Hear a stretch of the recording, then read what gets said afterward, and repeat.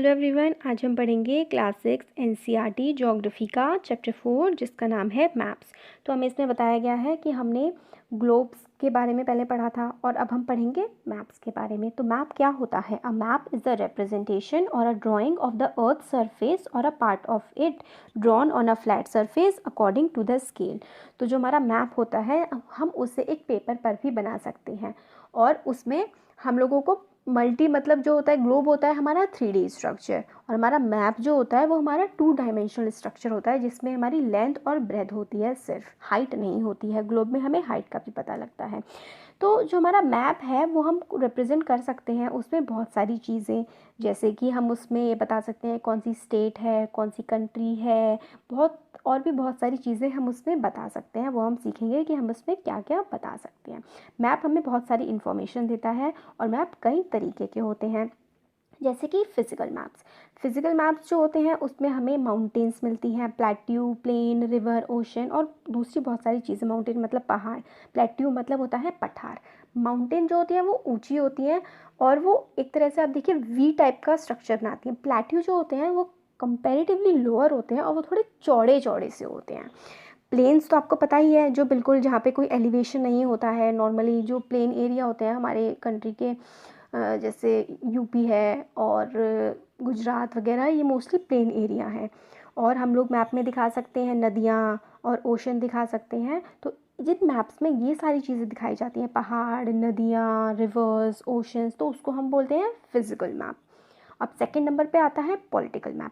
Political map में हम cities दिखा सकते हैं, गांव दिखा सकते हैं, शहर दिखा सकते हैं, स्टेट और कंट्रीज़ दिखा सकते हैं और किस कंट्री की कैसी बाउंड्री है, कौन सी कंट्री कहाँ पे लोकेटेड है, ये सब चीज़ें हम दिखाते हैं पॉलिटिकल मैप में। अब थीमेटिक मैप जो होता है उसमें हम दिखाते हैं रोड कि कौन कौन सी रोड कहाँ कहाँ पर है, नेशनल हाईवेज़ वगैरह, रेनफॉल कैसा हो रहा है, जैसे कि सबसे ज़्यादा वर्ल्ड का रेनफॉल कहाँ पर होता है, सबसे कम कहाँ पर होता है, कितने सेंटीमीटर होता है, ये सारी चीज़ें जो हम दिखाते हैं वो दिखाते हैं हम थीमेटिक मैप में। तो और भी बहुत सारी चीज़ें दिखाते हैं, जैसे फॉरेस्ट, कितना फॉरेस्ट है कहाँ पर, मतलब कितना जंगल है, कौन सी इंडस्ट्री है, सीमेंट इंडस्ट्री कहाँ है और स्टील इंडस्ट्री कहाँ है, ये सारी चीज़ें जो हैं ये हम दिखाते हैं थीमेटिक मैप्स में।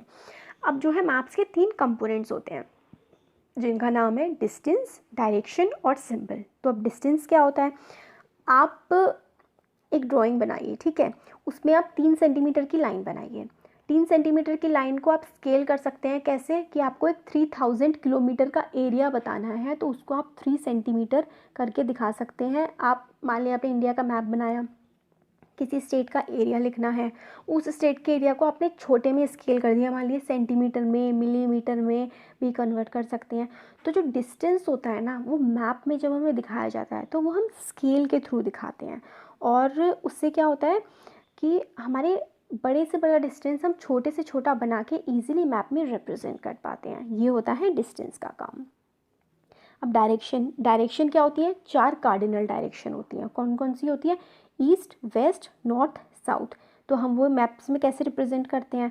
हम मैप्स में सिंबल बनाते हैं और कौन सी शहर नॉर्थ डायरेक्शन में है तो हम उस पर नॉर्थ से शो करते हैं, कौन सा साउथ में है वो साउथ में, ईस्ट और वेस्ट। ये हमारी 4 मेजर डायरेक्शन होती हैं और इससे हम मैप में यूज़ कर सकते हैं।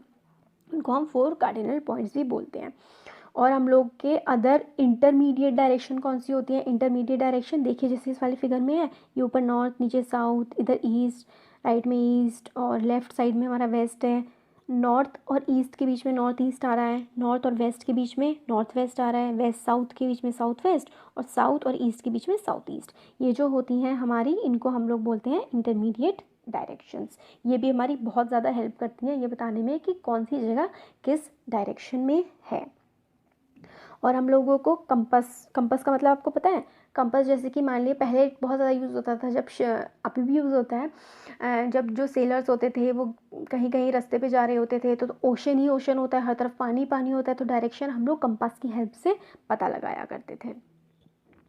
और इसमें बताया गया है कंपास क्या है? It is an instrument use to find out main directions. It is a magnetic needle always points towards north south. और जो उसमें कंपास में एक मैग्नेटिक नीडल होती है लगी हुई जो हमेशा नॉर्थ साउथ डायरेक्शन में दिखाती है। अब आता है सिंबल्स क्या होते हैं? It is a third important component of map. It is not possible to draw on a map the actual size, shape of different features such as buildings, roads, bridges, trees, river lines और wells।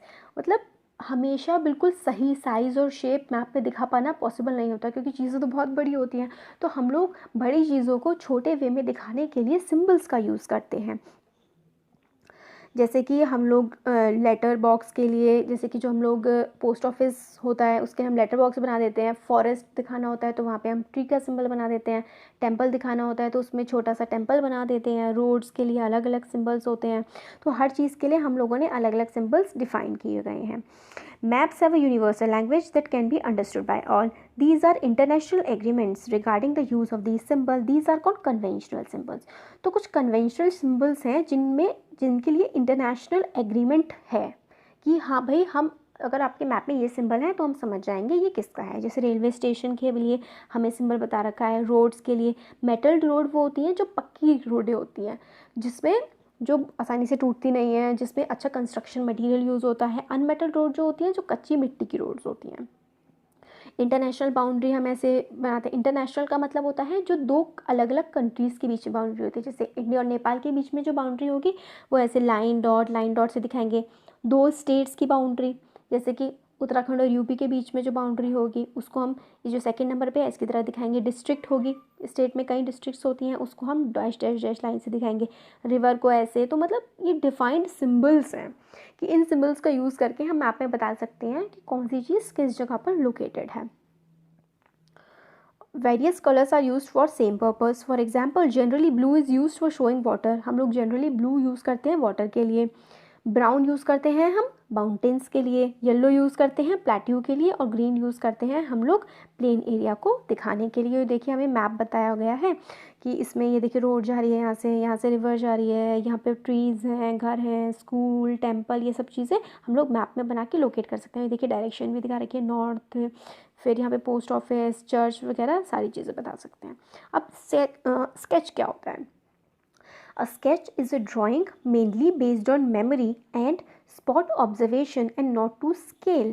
Sometimes a rough drawing is required of an area to tell whether a particular place is located with respect to other places. अब sketch जो होता है वो memory base होता है। मतलब इसमें हम लोग कोई स्केल नहीं बनाते हैं। जो हम मैप बनाते हैं ना उसमें हम स्केलिंग करते हैं। सपोज़ 1000 किलोमीटर के लिए हमने 1 मीटर की लाइन बना दी है और वो रिप्रेजेंट करती है एक 1000 किलोमीटर को, और उसके ही बेसिस पे हम बिल्कुल सेट पैटर्न में मैप्स ड्रॉ करते हैं। मगर जो स्केच होता है वो रफ होता है। एग्जैक्टली ज़रूरी नहीं है वैसा का वैसा ही हो जैसा रियलिटी में एग्जिस्ट करता है। जैसे कि suppose your friend may make a rough drawing to show the way to his house. Such a rough drawing is drawn without scale is called a sketch map. तो जिसमें स्केलिंग नहीं की जाती है जिस मैप में, उसको हम बोलते हैं स्केच मैप। अब एक प्लान क्या होता है? A plan is a drawing of a small area on a large scale. A large scale map